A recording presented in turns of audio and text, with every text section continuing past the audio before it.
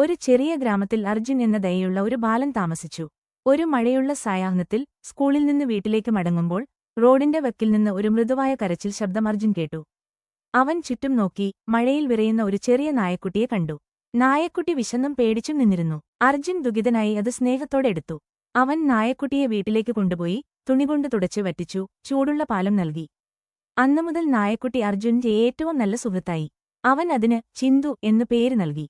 ഓരോ രാവിലെയും അർജുൻ സ്കൂളിലേക്ക് പോകുമ്പോൾ ചിന്തു വാതിൽക്കൽ കാത്തുനിന്നു. അവൻ തിരികെ വരുമ്പോൾ വാൽ കുലുക്കി സന്തോഷത്തോടെ സ്വാഗതം ചെയ്തു.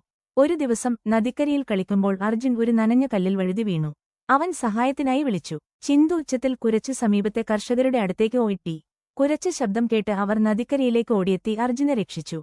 അർജുൻ ചിന്തുവിനെ മുറുകെ ചേർത്തുപിടിച്ചു. സ്നേഹം എന്നും അപ്രതീക്ഷിതമായ വഴികളിലൂടെ തിരികെ വരുമെന്ന് അവൻ മനസ്സിലാക്കി.